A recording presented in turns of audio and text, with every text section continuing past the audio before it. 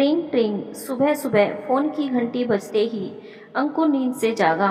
अंकुर के फोन उठाते ही मयंक गुस्से से बोला, कहाँ है तू? 4 दिन से कोई खबर नहीं, ना कोई मैसेज, ना फोन। लगता है तेरा पागल करके रखा है। तैयार हो, घर आजा, कोई बहाना नहीं। मैं कैब बुक कर रहा हूँ तेरे लिए। अंकुर बोला, 1 मिनट बात सुनेगा मेरी? मैं वहाँ हुई नहीं। बोलना, कहाँ है तू? तू तो 3 दिन पहले वापस आने वाला था ना? मयंक ने पूछा। हाँ, वो शिवम के घर में कोई इमरजेंसी थी, तो उसका काम मुझे करना है, इसीलिए 10-12 दिन और लग जाएंगे यहाँ पर। अंकुर बोला। उसने कहा और तुमने मान लिया? सब बहाने हैं उसके, वो हमेशा तुझे फंसा ही देता है। अब मौज करो बेटा जंगल में, ना बोलना भी सीखो कंकुर बाबू, ऐसे तो दुनिया बेच खाएगी तुम्हें। वो हंसकर बोला। जंगल शहर सब एक ही है मेरे लिए तो, अंकुर मायूसी से बोला। फिर वही बात, 6 महीने होने को आए, तू अभी भी वहीं खड़ा है। ना मानने से सच नहीं बदल जाएगा। कब तक अपने आप को दोष देते रहोगे? मयंक ने समझाया। सारी गलती मेरी ही थी, मैं तभी माँ को अपने साथ ले आता, तो वो आज मेरे साथ होती। मयंक, मुझे आज भी यकीन नहीं होता कि माँ नहीं है। कभी कभी लगता है जैसे माँ मुझे पुकार रही है। अंकुर बोला। तुम हर समय वही सब सोचते रहते हो, इसीलिए ऐसा लगता होगा। अंकुर, ऐसे तो तुम पागल हो जाओगे। कहीं और मन लगाने की कोशिश करो। भाई से बात हुई? नहीं, अब मुझे उनसे और भाभी से कोई बात नहीं करनी। अब मेरा उन लोगों से कोई रिश्ता नहीं बचा। सब भाभी का क्या धरा है, उन्होंने ही माँ को पता नहीं क्या झूठ कहकर बस से में बिठा दिया। इससे अच्छा वो मुझे बता देती, मैं जाकर माँ को ले आता। वैसे भी 3 दिन बाद मैं जा ही रहा था, माँ को हमेशा के लिए अपने साथ रखने। बेचारी माँ कभी गली के मोड़ तक अकेले नहीं गई, उन्हें तो गांव का नाम तक मालूम नहीं। और भाभी ने माँ के अंतिम दर्शन भी नसीब नहीं हुए। अंकुर रोते हुए बोला। अंकुर, तो कुछ दिनों की छुट्टी लेकर यहाँ आ जा, जगह बदलने से शायद थोड़ा मन ठीक हो। मयंक बोला। यही सोचकर तो यहाँ आया था, पर यहाँ तो और बेचैनी हो रही है। लगता है जैसे माँ आसपास ही कहीं से आवाज़ दे रही हो। वो बोला। समझ नहीं आता क्या करूं, दिमाग कहता है माँ इस दुनिया में नहीं है, पर मन मानने को तैयार नहीं। तुमने अपनी ओर से तो सब कोशिश कर ली है, कुछ पता नहीं चला। और बस की हालत देखी थी ना अपनी आंखों से। इतनी भयंकर टक्कर के बाद किसी भी पैसेंजर का बचना चमत्कार ही होगा, और चमत्कार कहानियों में ही होते हैं। सच से मुंह मोड़ लेने से वो बदल नहीं जाएगा। मरने वाले के साथ मरा नहीं जाता। तुम अभी जिंदा हो, सोचो माँ तुम्हारी ऐसी हालत देखकर कितनी दुखी होती होगी। मयंक आज अंकुर के हर भ्रम को खत्म करना चाह रहा था। समझ रहे हो मैं क्या बोल रहा हूँ? अंकुर, तू सुन भी रहा है कि नहीं? मयंक ने चिल्लाकर पूछा। हाँ, पर मैं क्या करूँ, समझ नहीं आ रहा। अंकुर ने उत्तर दिया। सुन, उठ, तैयार हो और बाहर घूम कर आ, मन बदलेगा तेरा। मयंक बोला। सुना, वहाँ बड़ा प्रसिद्ध शिव मंदिर है, जा दर्शन करके आ, शांति मिलेगी थोड़ी। मयंक ने सुझाव दिया। मैं न जा रहा कहीं, भगवान से मेरी ना बनती आजकल। रात भर गर्मी में नींद नहीं आई, कल रात से लाइट गोल है। सुबह सुबह सोया तो तू चालू हो गया। अब फोन रख, मैं चला सोने। अंकुर बोला। 1 घंटे में तैयार हो जा, तू क्या तेरे फरिश्ते भी आ जाएंगे, देख मैं क्या करता हूँ। फोन रखते हुए मयंक बोला। जा बेटा, कर ले जो करना है, मैं ना हिल रहा यहाँ से। अंकुर ने फोन काट दिया। मैं समझ रहा हूँ मयंक, तुम क्या बोलना चाहते हो, पर मैं क्या करूं, मन मानने को तैयार ही नहीं। माँ के बाद अब एक तुम ही तो मेरे अपने हो। माफ़ कर दे मेरे भाई, मैं तेरी बात नहीं मान रहा, पर क्या करूं, मन मानने के लिए तैयार ही नहीं कि माँ अब नहीं रही। लगता है जैसे वो यही कहीं मेरा इंतजार कर रही है। सोचते हुए अंकुर आंखें बंद कर लेता है। उधर मयंक ने एक और फ़ोन लगाया। हेलो आर्यन, मैं हेड ऑफिस से मयंक बोल रहा हूँ, पहचाना? Aryan. Good morning Mayank sir, बोलिए ना। मयंक। आर्यन, एक रिक्वेस्ट करनी थी, आज फ्री हो क्या? रिक्वेस्ट किया? सर आदेश दीजिए, आपके लिए तो हमेशा फ्री हूँ। आपकी ब्रांच में यहाँ एक टीम आई थी कुछ दिन पहले। आर्यन। उन सबको ही मैं अटेंड कर रहा था सर, सब लोग वापस चले गए। मयंक, सब नहीं गए, अंकुर वहीं रुक गया, वो अकेला है, मुझे उसी के लिए बात करनी है। गेस्ट हाउस में तो कल रात से पावर कट है, पता नहीं कब ठीक होगा। वो तो परेशान हो गए होंगे। क्या हुआ अंकुर सर को, वो क्यों नहीं गए? वो सब छोड़ो, तुम अगर फ्री हो तो क्या आज अंकुर के साथ थोड़ा समय बिता सकते हो? कहीं घुमा फिरा दो, उसकी तबीयत ठीक नहीं है। अभी कुछ समय पहले ही उसकी मदर की डेथ हुई है, बहुत अकेला हो गया है उनके बाद।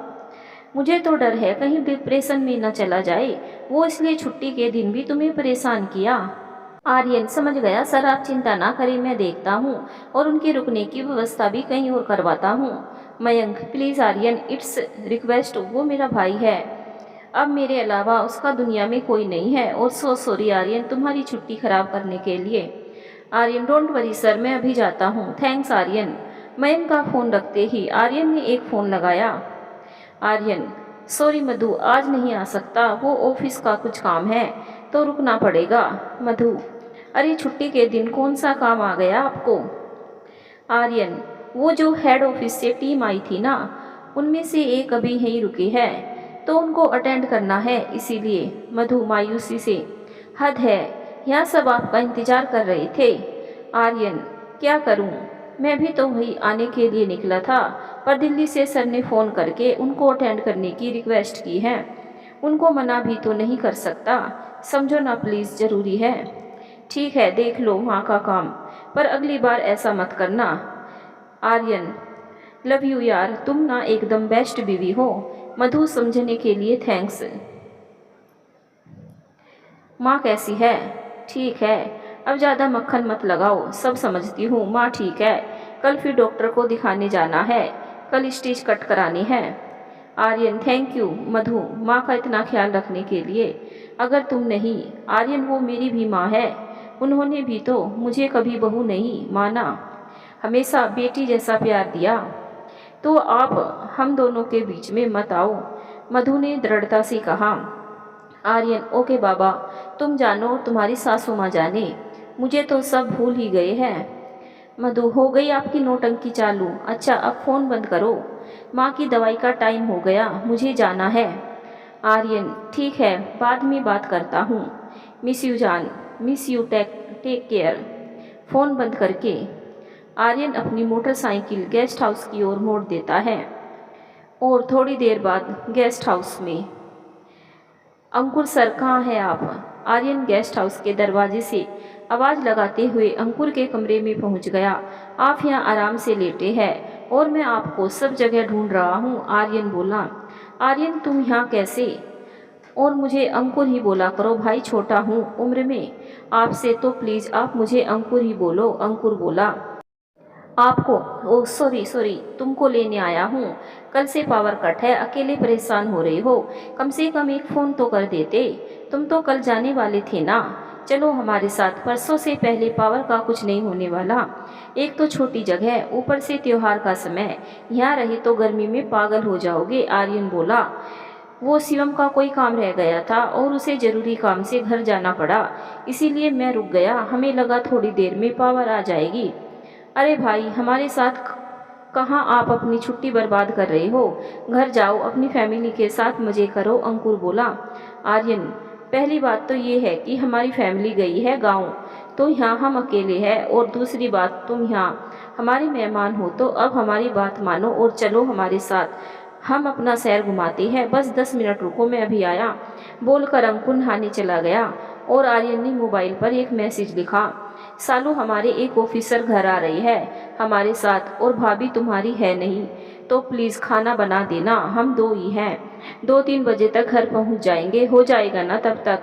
और भेज दिया, सालू ने उत्तर दिया, ओके, मैं तैयार हो गया, चलिए, अंकुर बोला। आर्यन, चलिए पहले चाय नाश्ता कर ले, फिर आज हमारा शहर देखकर तुम अपनी दिल्ली भूल जाओगे।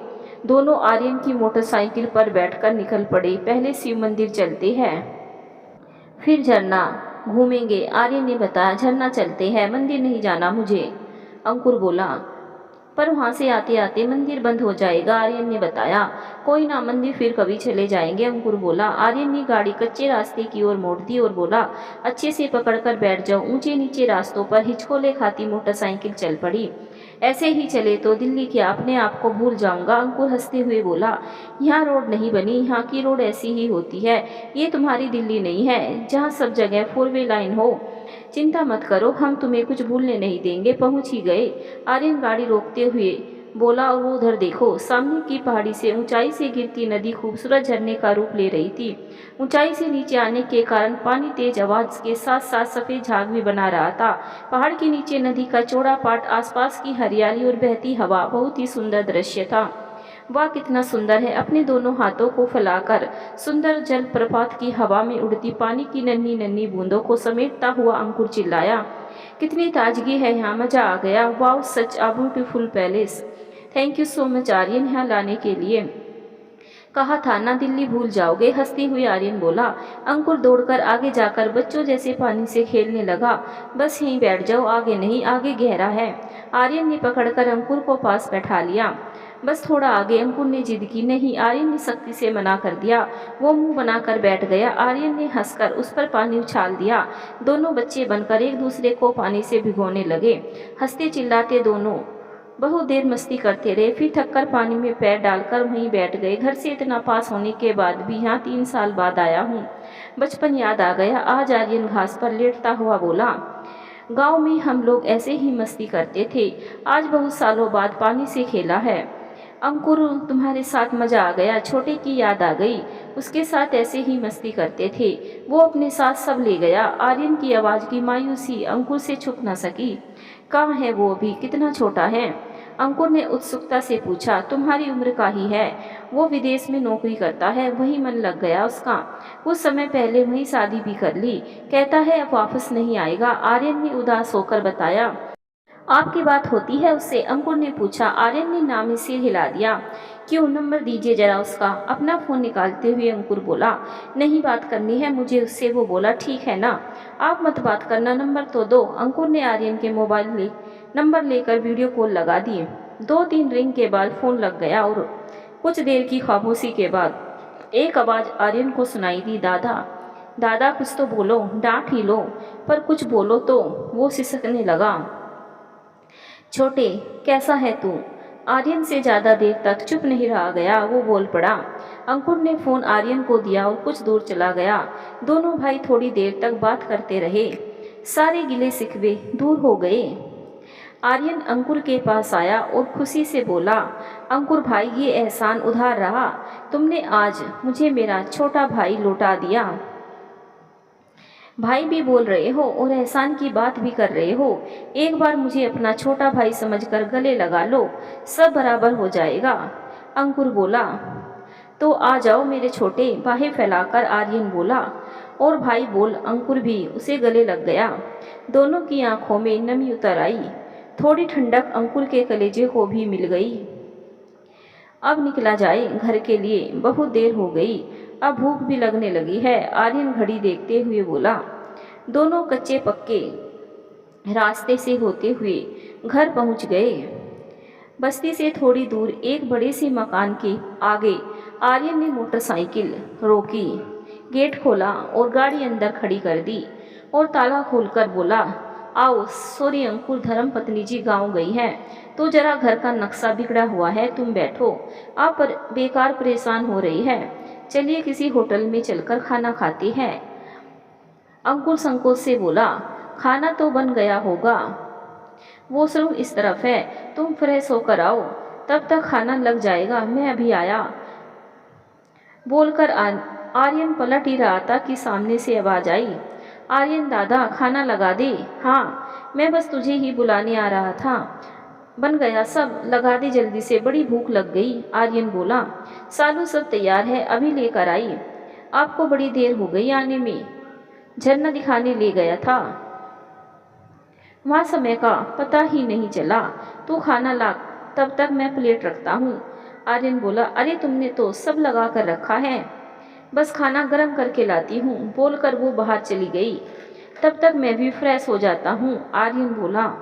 थोड़ी देर बाद वो खाना लेकर आई। सारे घर में खाने की सुगंध फैल गई। सालू ने थाली परोसी और आवाज़ लगाई, दादा आ जाइए, सब लग गया, चलो पहले खाना खा लो। खाना लग गया है, बाकी घर बाद में देख लेना। आर्यन अंकुर से बोला। अंकुर चलिए। दोनों डाइनिंग रूम में आ गए। वाओ, घर का खाना बहुत अच्छी सुगंध आ रही है। आपने बनाया, बहुत ही स्वादिष्ट है। कोर मुंह में डालकर अंकुर बोला। तब तक पानी के गिलास लेकर सालू कमरे में आई और उसने सवाल किया, खाना ठीक तो बना है ना दादा? ठीक नहीं, बहुत स्वादिष्ट बना है। स्वाद में मगन अंकुर जल्दी से बोल पड़ा। फिर अजनबी चेहरा देख झेप कर चुप हो गया।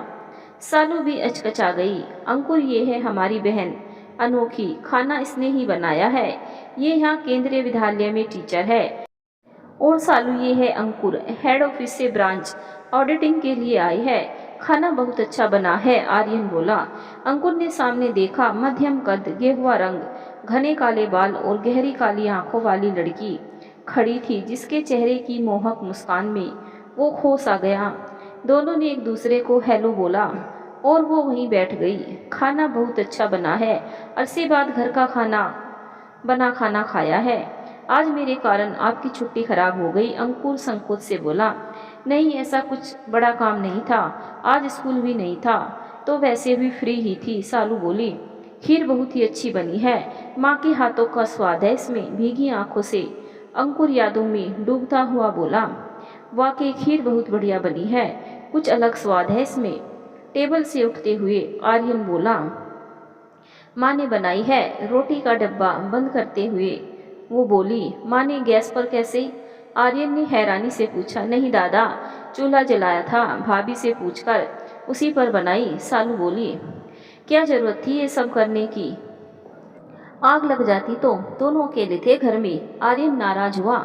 माँ मान ही नहीं रही थी। सुबह से बेचैन हो रही थी। आज एक ही रट लगा रही थी कि मेरा छोटा आ रहा है, उसकी पसंद का खाना बनाना है। वो सब खुद बनाने की जिद कर रही थी। आखिर में खीर तो उन्होंने ही बनाई। आज तो संभालना मुश्किल हो रहा था दादा, वो बोली। मतलब आज फिर? माँ को तेरे मुंह बोले पति की जोर की याद आ गई। आर्यन हंसते हुए बोला। क्या दादा, आप कुछ भी बोलते हो? वो भी हंसकर बोली। मुंह बोला पति वो क्या होता है? अंकुर ने ना चाहते हुए भी बीच में बोल गया। दोनों ने उसकी ओर देखा। आर्यन कुछ बोलता उसके पहले ही अंकुर का मोबाइल बजा और बंद हो गया। मयंक का कॉल है, बोलकर अंकुर वापस कॉल करने लगा। अंकुर, यहाँ सिग्नल नहीं आता, छत पर नेटवर्क अच्छा है, वहाँ जाकर बात कर लो, सीढ़ियों की तरफ इशारा करते हुए आर्यन बोला। अंकुर, ओके, मैं बात करके आता हूँ। सालू उठकर बर्तन समेटने लगी और आर्यन हाथ धोने के लिए उठ गया। अंकुर के जाते ही आर्यन, सालू तुम क्या बता रही थी माँ के लिए? कुछ नहीं दादा, माँ आज ज़्यादा ही बेचैन हो रही थी। आज तो गुस्सा भी कर रही थी, सुनना ही नहीं चाह रही थी कुछ, बस एक ही बात, छोटे के चूल्हे पर बनी खीर बहुत पसंद है। वो आ रहा है, उसके लिए बना दो। मान ही नहीं रही थी, इसीलिए चूल्हा जलाया। सालू ने दुखी होकर पूछा। हमें तो डर लग रहा है, वो उठकर उन्हें ढूंढेगी तो क्या करेंगे दादा? उठने दे, मैं बात करता हूँ उनसे, तुम चिंता मत करो। वैसे एक बात है सालू, माँ आजकल बिल्कुल फिल्मों वाली खड़ूस सास बनती जा रही है। मेरी बात मान, बात बिगड़े इससे पहले उन्हें सच्चाई बता दो, आर्यन बोला। सच जानने के बाद क्या होगा दादा, कैसे रोकेंगे उन्हें? नहीं दादा, ऐसा मैं कभी नहीं करूँगी, बड़ी मुश्किल से माँ का प्यार मिला है मुझे, सालू बोली। आर्यन, कब तक झूठ बोलोगी? उस वक्त भी उनको रोकने के लिए तुम झूठ बोलकर उनकी छोटी बहू बन गई। सालू, तो क्या करती दादा? आधी रात में बीमारी की हालत में भी वो दिल्ली जाने को तैयार थी, और कहाँ जाती, किसके पास जाती, ना नाम ना पता। उस समय उन्हें रोकने के लिए जो समझ आया बोल दिया, और उनके लिए अब सारी उम्र झूठ बोलने को भी तैयार हूँ। आर्यन, ऐसे नहीं चलता, आगे तुम्हारी पूरी जिंदगी है, तुम समझ रही हो ना मैं क्या बोल रहा हूँ? सालू, ऐसे सपने हम नहीं देखते जिनके साकार होने की कोई उम्मीद ना हो। आप भी जानते हैं हम ऐसा क्यों कर रहे हैं।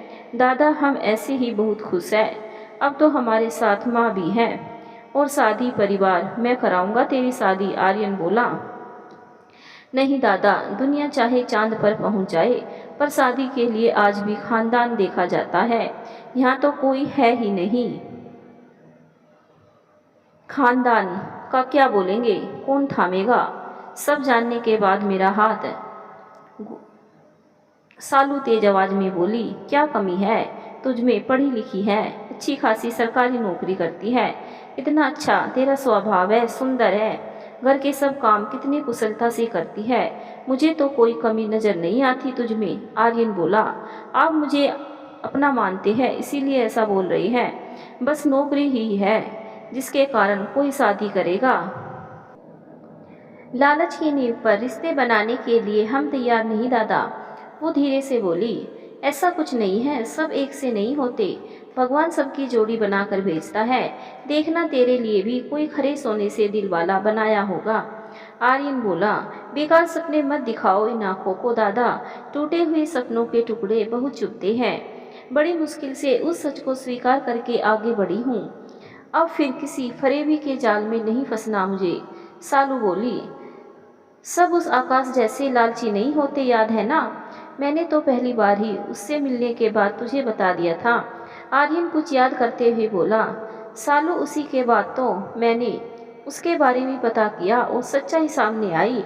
कभी कभी डर लगता है दादा कि अगर आप उसकी असलियत नहीं पहचान पाते तो।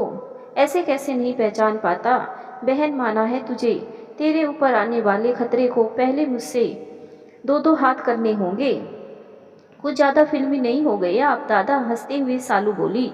अच्छा एक बात बता, थोड़ा सीरियस होकर आर्यन ने पूछा, ये तेरी सास का बेटा, मतलब तेरा मुंह बोला पति, जिसके नाम के सारे स्वागन वाले व्रत पूजा उपवास जो तू कर रही है पिछले 6 महीनों से, अगर वो ही कोई सुंदर सा राजकुमार निकला तो क्या करेगी? आर्यन मुस्कुराकर बोला, क्या दादा कुछ भी, मतलब आप कुछ भी बोलते हैं, सब पूरी कल्पना है, ऐसा कुछ नहीं है, ये सब किस्से कहानियों की बातें हैं, असल जिंदगी में चमत्कार नहीं होते हैं दादा, और मैं माँ के साथ बहुत खुश हूँ। सालू मुस्कुराकर बोली, और अगर वो तेरा मुंह बोला पति सच में आ गया अपनी माँ को लेने तो क्या करेगी? आर्यन ने फिर पूछा।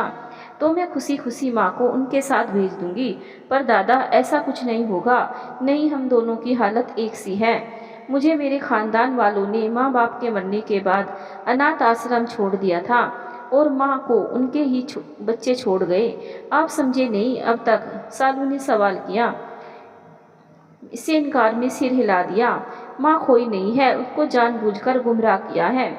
आप ही बताओ ना, जो व्यक्ति कभी घर के बाहर नहीं निकला हो, जिसे अपने बेटे बहुओं के पूरे नाम तक नहीं जानती हो, जो छोटी बहू को पहचानती तक ना हो, उनको उनकी ही बड़ी बहू टिकट पकड़ाकर बस में बैठा दिया, ऐसा बोलकर कि वहाँ छोटी बहू उतार लेगी। इतना लंबा सफर इस उम्र में अकेले कोई अपना करने देगा क्या? चलो एक बार मान लिया कि बहुएं खराब है, तो बेटों का क्या? ऐसा कौन सा जरूरी काम होगा कि उनको अकेले भेज दिया और इधर से निकली उधर नहीं पहुंची? 6 महीने होने को आए, किसी ने ढूंढने की कोशिश की क्या? उन लोगों को तो सब पता है ना, बस के रूट पर ढूंढ सकते थे, कोई ढूंढने आता तो आपको तो पता चलता ना। सब जगह आपका नंबर और पता लिखवाया है, किसी ने उनके गुम हो जाने की रिपोर्ट तक नहीं लिखाई। अब कोई उम्मीद नहीं है, कुछ समय बाद माँ भी समझ जाएगी, अब से वो सिर्फ मेरी माँ है। सालू गंभीरता से बोली। आर्यन, बात तो तुम्हारी सही है, ऐसा तो मैंने सोचा ही नहीं था। सालू उदास होकर, स्वार्थी लोगों से दुनिया भरी हुई है दादा, मतलब निकल जाता है तो कोई किसी का नहीं होता। मैं माँ को देखती हूँ उठकर ढूंढ रही मैं माँ को देखती हूँ उठकर ढूंढ रही होगी, कुछ काम होगा तो आवाज दे देना। आर्यन, हाँ, मैं भी अंकुर के पास बैठता हूँ, अकेले बोर हो गया होगा वो। सालू घर चली गई। आर्यन ने पूरे घर में अंकुर को ढूंढा, अंकुर नहीं मिला, वो छत पर गया। आर्यन, तुम यहाँ मजे से झूला झूल रहे हो और नीचे मैं तुम्हें घर में ढूंढ रहा हूँ, आपने ही तो छत की राह दिखाई थी। आर्यन, फोन करने भेजा था, तुम तो यहीं बस गए। मयंक का नंबर बिजी था, थोड़ी देर बात करने की सोचकर यहीं बैठ गया, फिर यहाँ इतना अच्छा लगा कि उठने का मन ही नहीं किया।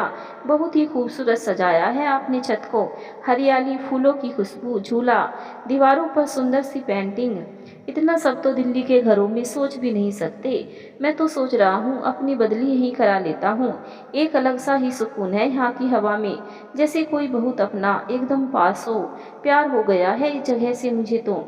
आर्यन, गजब करते हो यार, लड़कियों से दिल लगाने की उम्र में इस छोटे से शहर से प्यार कर रहे हो, वैसे हो जाओ यहीं शिफ्ट।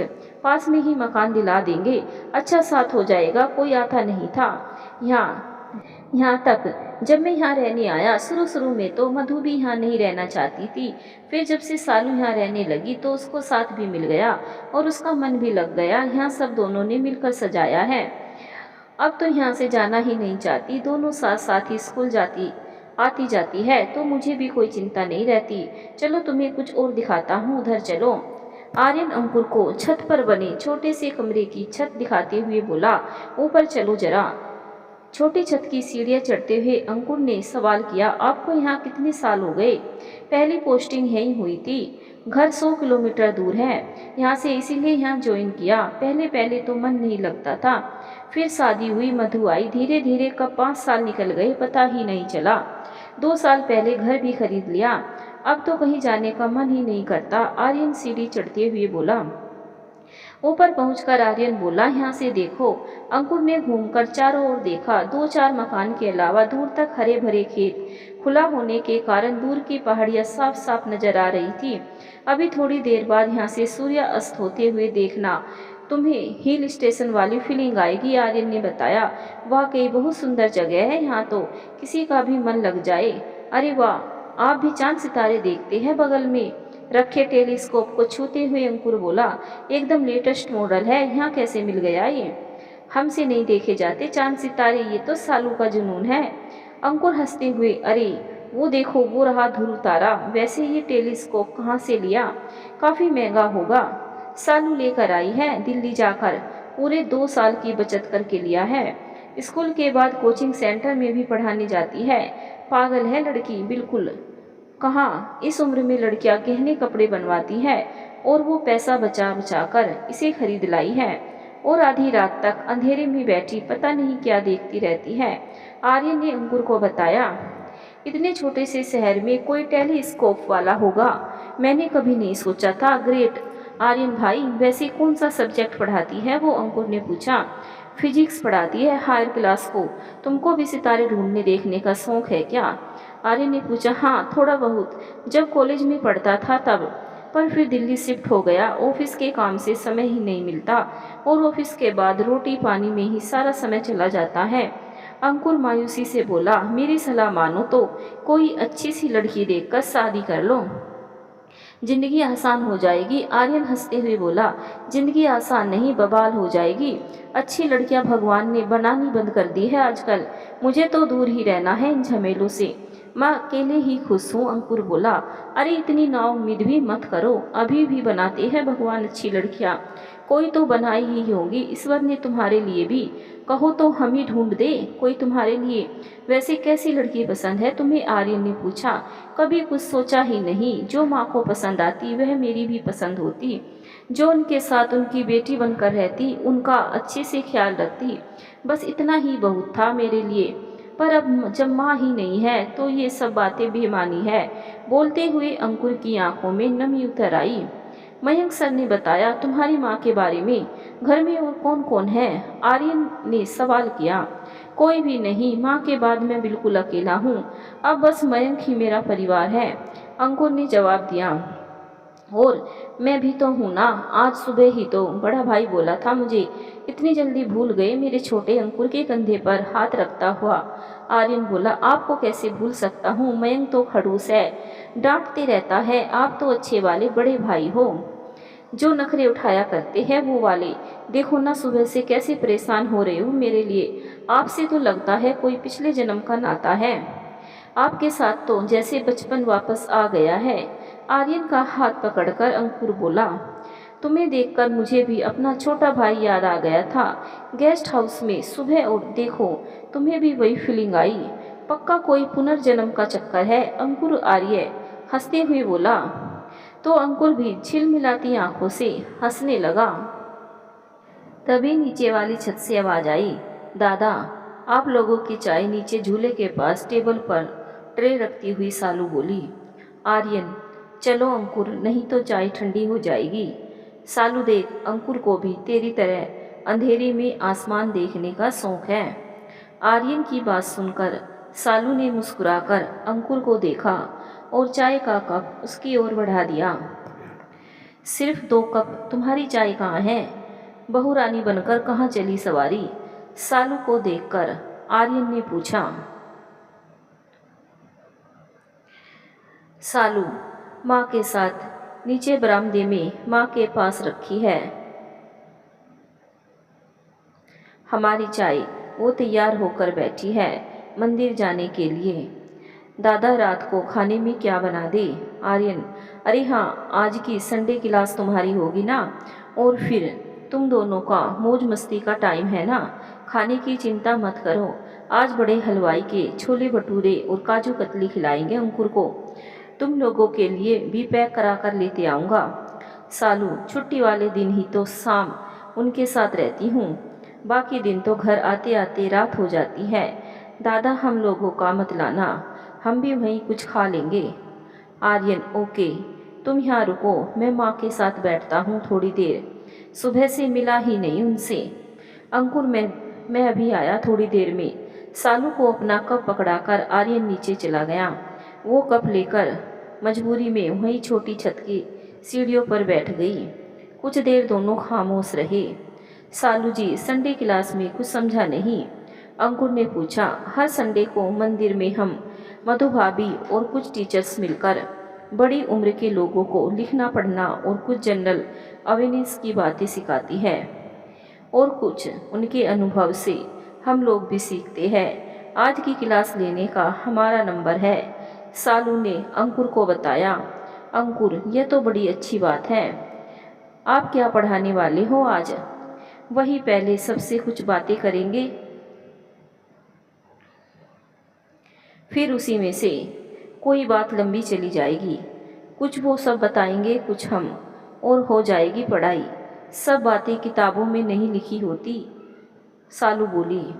अंकुर, यह तो बड़ा अच्छा स्टाइल है पढ़ाने का।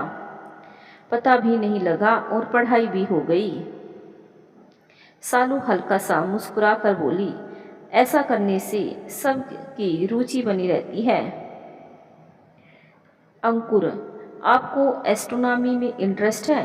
मुझे लगा नहीं था इतनी छोटी जगह पर इतना एडवांस टेलीस्कोप होगा, और आपको देखकर लगा नहीं था कि आप। क्यों? एस्ट्रोनॉमी में इंटरेस्ट रखने वालों के सर पर सींग होते हैं क्या? जो मेरे सर पर नहीं है, सालू ने उल्टा सवाल किया। सॉरी, मेरा वो मतलब नहीं था। आई एम सो सॉरी, अंकुर झेप कर बोला। No, it's okay, just kidding, don't feel bad more this. मैंने बस यूं ही कह दिया। आपको लगा होगा कि हमें बस खाना बनाना और घर संभालना ही आता होगा। मुझे बचपन से सितारे देखना बहुत पसंद है। फिर बीएससी ऑनर्स में एस्ट्रोफिजिक्स हमारा मेन सब्जेक्ट था, सालू ने बताया। आपने कहाँ से ग्रेजुएशन की है? अंकुर ने पूछा। हमने बीएचयू से पोस्ट ग्रेजुएशन करा है, सालू ने बताया। अंकुर, बीएचयू, वाओ, और आप यहाँ मतलब इस छोटी सी जगह में पढ़ा रही हो? That's great. आजकल सब बड़े शहरों की ओर भागते हैं, और आप। मुझे बच्चों को पढ़ाना बहुत पसंद है, और हमारा सोचना है कि छोटे शहर के बच्चों को भी अच्छी शिक्षा का अधिकार है। शहरों की महंगी पढ़ाई हर किसी के लिए संभव नहीं है, और सबको समान अवसर मिलना चाहिए, सालू बोली। अंकुर, बात तो आपकी सही है, पर आजकल ऐसा सोचता कौन है? सबको बस शहरों की चमक दमक दिखती है। सालू, हमारा तो दम घुटता है वहाँ, हमें तो यही अच्छा लगता है। अंकुर, आप औरों से बिल्कुल अलग है। आपको देखकर लगता ही नहीं कि मतलब इतनी सादगी, और आपकी सोच किसी तरह का कोई एटीट्यूड नहीं। आजकल कोई नहीं सोचता किसी और के बारे में। उसकी आंखों में सालू के लिए प्रशंसा थी। वो इसीलिए क्योंकि हमें दिखावा पसंद नहीं, और इतना भी कोई महान काम नहीं कर रहे हैं जो हमें नहीं मिला, वो हम यहाँ के बच्चों को देने का प्रयास कर रहे हैं। सालू थोड़ा असहज हो बोली। प्लीज़ इतनी प्रशंसा भी मत कीजिए, सालू जी, आपके हस्बैंड, वो उसकी भरी हुई मांग और मंगलसूत्र देखते हुए बोला।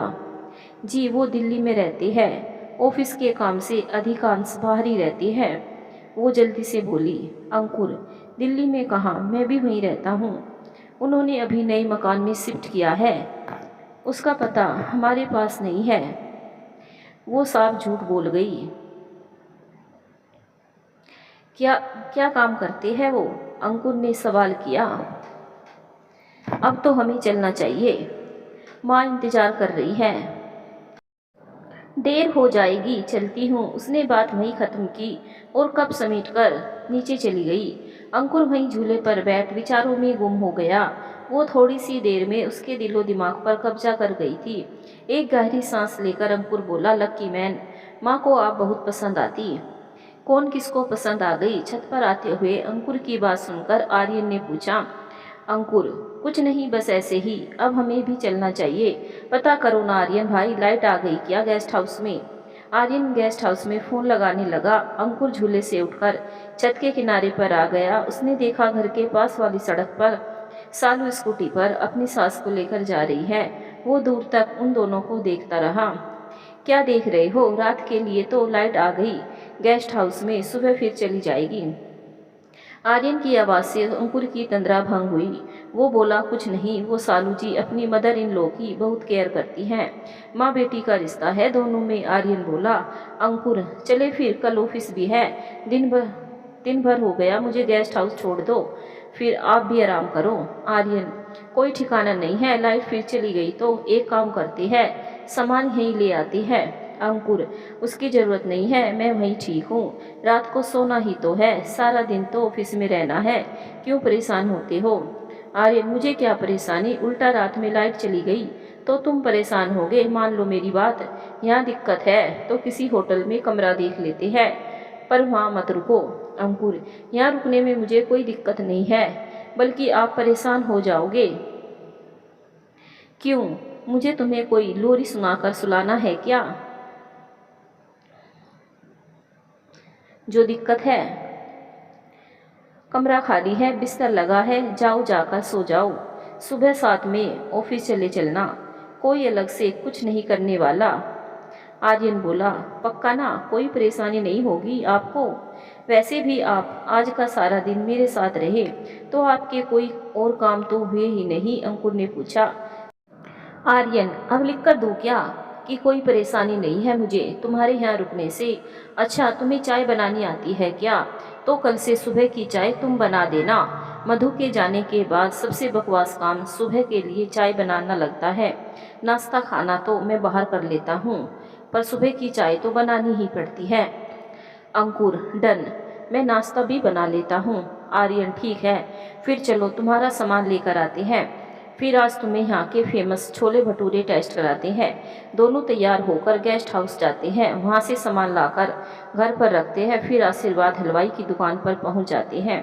मुख्य बाजार के चौराहे पर बड़ी सी साफ सुथरी दुकान, अपने नाम के अनुरूप ही मिठाई की दुकान के साथ एक रेस्टोरेंट भी है। दुकान के अंदर बाहर कुछ टेबल कुर्सी लगी थी, 25-30 लोगों के बैठने की व्यवस्था थी, पर वहाँ भीड़ बहुत थी। जितने लोग अंदर बैठे थे उससे ज़्यादा बाहर खड़े थे। अंकुर, इतनी भीड़ को कोई मेला लगा है क्या यहाँ? आर्यन, ये तो इस दुकान के स्वाद का जलवा है, संडे को आसपास के शहरों के लोग भी आते हैं यहाँ पर। मैं लाइन में लगता हूँ, तुम बैठने के लिए खाली टेबल ढूंढो। अंकुर, बहुत भीड़ है, समय लगेगा, चलो कहीं और कुछ खा लेती है। आर्यन, कुछ समय नहीं लगेगा, बस 10 मिनट लगेगा, तुम टेबल पर नज़र रखो, देखो वो कोने वाली टेबल के पास जाओ, जैसे ही वो लोग उठे तुम बैठ जाना। अंकुर, ओके, पर आप जल्दी आओ। आर्यन सिर हिलाकर लाइन में लग गया। वहीं अंकुर टेबल के पास खड़ा हो गया और जगह खाली होते ही बैठ गया। तब तक आर्यन भी खाना लेकर आ गया। आर्यन, देखा, मैंने कहा था ना 10 मिनट से ज़्यादा टाइम नहीं लगेगा, अब शुरू हो जाओ। अंकुर, खुशबू तो बहुत अच्छी आ रही है, वाह, टेस्टी भी बहुत है, वाकई बहुत स्वादिष्ट है, भीड़ देखकर चला जाता तो घाटे में रहता। आर्यन, ऐसे कैसे चले जाते, खाए बगैर हिलने नहीं देता तुमको? अच्छा, कुछ और भी मंगाई, कुछ मीठा खाओगे? नहीं, अब कुछ नहीं खाना, पेट में जगह नहीं है, अब तो नींद आ रही है जोर से। आर्यन, नींद तो मुझे भी आ रही है, चलो घर चलते हैं। अंकुर, आप मोटरसाइकिल निकालो, मैं अभी आया, बस 5 मिनट में। अरे साथ ही चलते हैं, क्या काम है बताओ तो। थोड़े से लड्डू लेकर आता हूँ। आर्यन, जब मैंने पूछा था तो मना क्यों किया? रुको मैं लेकर आता हूँ।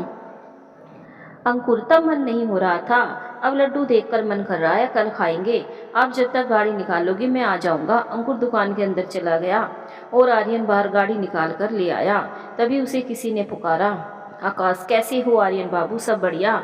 आर्यन गुस्से से, तुम क्या कर रहे हो यहाँ? आकाश, उनसे तुमको का मतलब? तुम का सोचे कि तुमसे डरकर हम यहाँ से भाग जाएंगे? ऐसा कछु नहीं है। सुनो, वो हमार मैडम जी की शादी करा दिए तुम, हम बोले रहे ना वो। खबरदार जो उसका नाम भी लिया, जबान खींच के हाथ में दे देंगे। आर्यन ने उसकी बात काटकर उसे धमकी दी, अगर आपन जान प्यारी है तो हमारे रास्ते में ना आओ। कहाँ का लड़का ढूंढे हो वो आपन मुँह बोली बहन की खातिर? साला किसी को कुछ हो पता ही नहीं है उसके बारे में। वो भी साला शादी करके फूर हो गया, 6 महीना में कोनो ही की नज़र नहीं आया। सच्चाई में शादी कराए भी हो कि आपन मौज मस्ती के लिए कोनो नाटक रचा लिए हो? ऐसा है तो हमें भी मजा ले लेते। गंदी सी हंसी हंसता हुआ आकाश बोला। गुस्से में आर्यन ने आकाश को घूसा मारा और दांत पीसते हुए बोला, सालू के आसपास भी दिखाना तो मुझसे बुरा कोई नहीं होगा। बहन है वो मेरी, याद रखना, पुलिस में दे देंगे, फिर सारी उम्र जेल में चक्की पीसना, समझे? आकाश, हम बहुत देखे हैं, हमें पागल ना बनाओ, समझे? यहाँ खून के रिश्ते धोखा देने में देर नहीं लगाते। वो अनाथ लड़की के लिए हमसे दुश्मनी मोल ले रहे हो? वो अनाथ नहीं है, बड़ा भाई हूँ मैं उसका, याद रखना। आर्यन तेज आवाज में बोला। शोर सुनकर अंकुर और कुछ लोग आ गए। भीड़ देखकर डरकर आकाश भाग गया। अंकुर, कौन था वो? और वो सालू जी के लिए ऐसा क्यों बोल रहा था? आर्यन, यहाँ नहीं, घर चलो, सब बताता हूँ। अंकुर, आप बैठो, मोटरसाइकिल मैं चलाता हूँ, आप बस रास्ता बताते जाना। आर्यन ने चाबियां अंकुर को दे दी और रास्ता बताने लगा। घर पहुंचकर अंकुर ने ताला खोला और अंदर से पानी लाकर आर्यन को दिया। कुछ और देर वहीं बैठ गया। अंकुर, अब बताओ कौन था वो? और सालू जी तो आपकी बहन है। तो फिर अंकुर ने बात अधूरी छोड़ दी। आर्यन, बड़ी लंबी कहानी है। अंकुर, मुझे सारी बात बताओ। और वो लड़का कौन था जो कुछ भी बकवास कर रहा था? आर्यन, आकाश नाम है उसका, कोलकाता का रहने वाला है, 1 नंबर का आवारा मवाली है। यहाँ उसके मामा सिविल ठेकेदार है, बहुत ही भले व्यक्ति है वो। आकाश उनके पास काम सीखने आया था। काम तो कुछ करता नहीं था, अपने मामा के नाम का फ़ायदा उठाकर लोगों को धोखा देता रहता है। जब सालू 3 साल पहले यहाँ नौकरी के लिए आई, उस समय स्कूल के पास ही रोड का काम आकाश के मामा कर रहे थे। आकाश भी वहीं आता जाता रहता था। वही उसकी नज़र सालू पर पड़ी।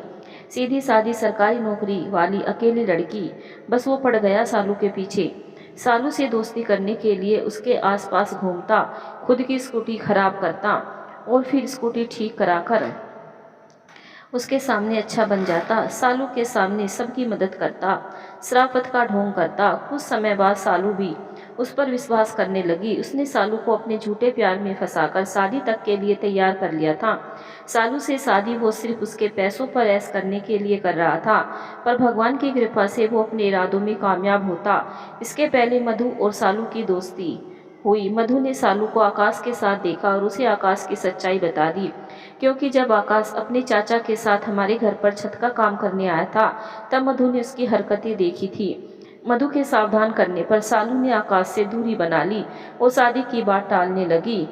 वो फिर भी उसके आसपास घूमता रहा, उसे शादी के लिए मनाता रहा। पर सालू जी, आपकी सगी बहन नहीं है क्या? अंकुर ने आर्यन की बात काटकर पूछा। आर्यन, नहीं, पर वो अपनों से भी ज़्यादा अपनी है, वो सबको अपना बना लेती है। सालू सच में बहुत अच्छी है। किस्मत ने छोटी सी उम्र में उसके भाग्य में इतने दुख लिख दिए कि कोई और उसकी जगह होता तो या तो टूटकर बिखर जाता या सारी दुनिया से उसका बदला लेता। पर वो पागल तो किस्मत से लड़कर सारी दुनिया को अपना बनाती घूमती है। कोई उससे मिले और उसके साथ कोई ऐसा रिश्ता बनाए, ऐसा हो ही नहीं सकता।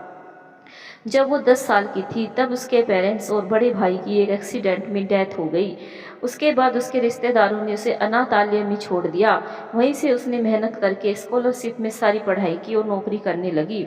उसके हिस्से जितना दर्द और अकेलापन भगवान ने लिखा है, वो उतना ही लोग में अपनापन और प्यार लुटाती है।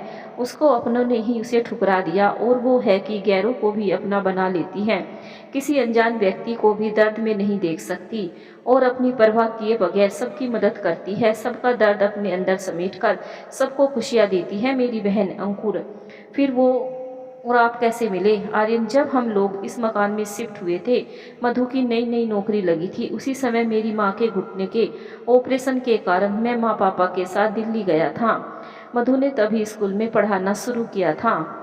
उसके पास छुट्टियां नहीं थी तो मधु को यहीं रुकना पड़ा। उस समय मधु स्कूल में सीढ़ियों से गिर गई और उसके पैर की हड्डी में माइनर क्रैक आ गया। डॉक्टर ने 2 महीने का प्लास्टर चढ़ा दिया।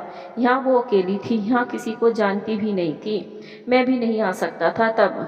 सालू मधु को अपने साथ अपने घर ले गई और मेरे वापस आने तक अच्छे से उसकी देखभाल की, जबकि वो मधु को अच्छे से जानती तक नहीं थी। फिर भी उसने मधु की देखभाल किसी घर के सदस्य की तरह।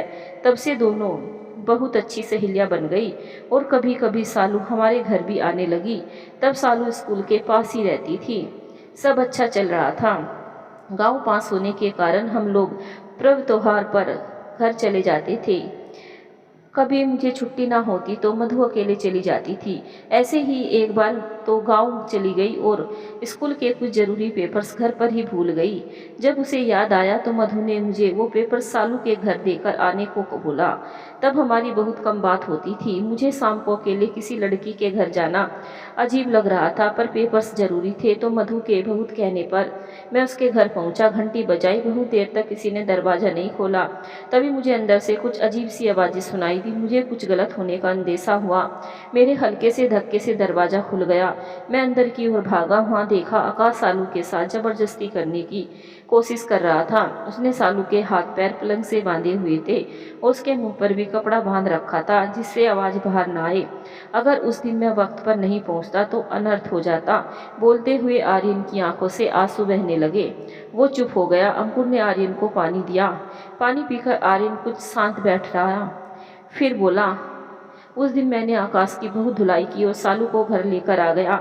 मधु भी सब सुनकर वापस आ गई। सालू बहुत डर गई थी, हर समय डरी सहमी रहती। मधु को पल भर के लिए भी नहीं छोड़ती थी। तब से वो यहीं रहती है। 3 महीने लगे उसे ठीक होने में। बाद में सालू ने बताया, उस दिन आकाश उसे मंदिर में ले जाकर शादी करना चाहता था। जब सालू ने शादी के लिए मना कर दिया तो गुस्से में आकाश उसे बर्बाद करने चला था। वो तो शुक्र है भगवान ने समय पर मुझे वहाँ पहुँचा दिया। तब से सालू मुझे अपना बड़ा भाई बना दिया और मेरी छोटी बहन बन गई। ठीक होने के बाद वो बाहर जाकर रहना चाहती थी, पर हमने जाने नहीं दिया तो साथ वाले मकान में रहने लगी, जो हम लोगों ने किराए पर देने के लिए बनाया था। तभी से वो उसमें रहती है, पर स्वाभिमानी इतनी है कि हर महीने किराया देती है। वो यहीं रहेगी, हमारी जिद है, और वो किराया देगी, वो उसकी जिद है। मैं भी वो पैसा जमा कर रहा हूँ, उसकी शादी में उसे गिफ्ट कर दूंगा। आर्यन मुस्कुरा कर बोला। उस दिन के बाद आकाश आज दिखा है। रुको, मैं सालू को मैसेज कर दूं, वो उसे भी परेशान करेगा, सावधान रहेगी। आर्यन सालू को मैसेज भेज देता है। अंकुर, उनकी शादी तो हो गई ना, वो अपनी मदर इन लॉ के साथ रहती है ना, उसके हस्बैंड तो दिल्ली में रहते हैं। आर्यन, वो एक अलग कहानी है, वो बाद में बताता हूँ। नींद नहीं आ रही तुमको? सो जाओ, कल ऑफिस भी जाना है तो चलो सोने की तैयारी करो। अंकुर, चाय पियोगे? शेखर भाई, मेरा तो बड़ा मन कर रहा है, बनाऊं क्या? आगे की कहानी सुनने के लिए चैनल को सब्सक्राइब जरूर करें। धन्यवाद।